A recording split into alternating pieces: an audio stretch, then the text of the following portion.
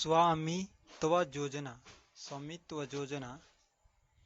इस योजना प्रधानमंत्री नरेंद्र मोदी के द्वारा 11 अक्टूबर 2020 को प्रारंभ किया गया। इस योजना के अंतर्गत लगभग 6.62 को प्रारंभ किया गया। योजना के अंतर्गत लगभग 6.62 लाख रुपए सम्मिलित की गया है जाएगा। स्वामित्व योजना के मुख्य उद्देश्य ग्रामीण क्षेत्रों के घरों की महिलाओं को संपत्ति कार्ड प्रदान करना। स्वामित्व योजना के माध्यम से सभी ग्रामीण क्षेत्रों के नागरिकों के संपत्ति का डिजिटल ब्यौरा होगा। नई शिक्षा नीति के तहत 2020 भारत सरकार द्वारा 29 जुलाई 2020 को घोषित किया। इस सन 1986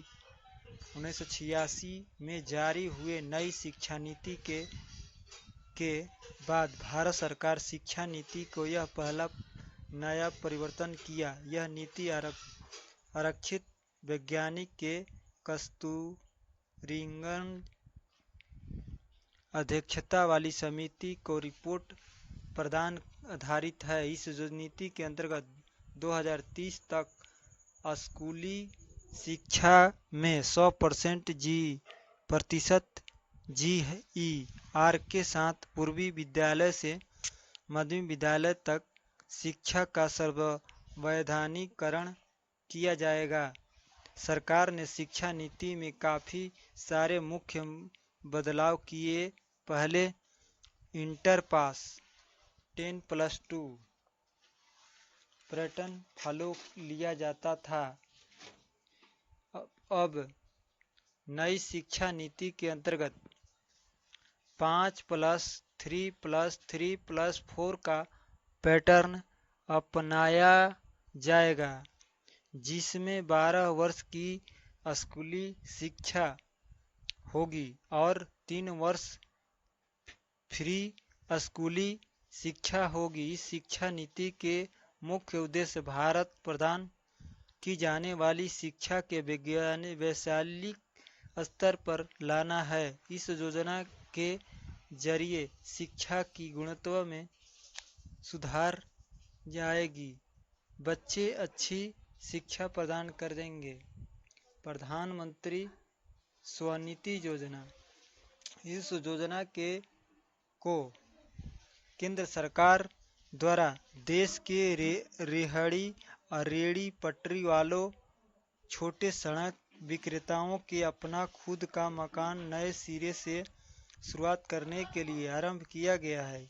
इस योजना के तहत केंद्र सरकार द्वारा रेहड़ी और पटरी वाले को 10,000 रुपये का ऋण उपलब्ध कराया जाएगा। यह ऋण 1 वर्ष के अंदर किस्त में वापस करना होगा।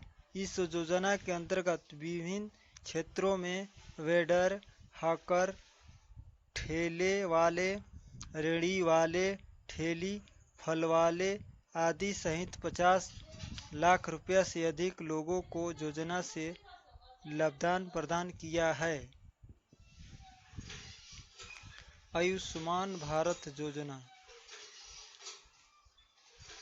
2018 के बजट में भारतीय वित्त मंत्रालय अरुण जेटली ने इस योजना को घोषित की।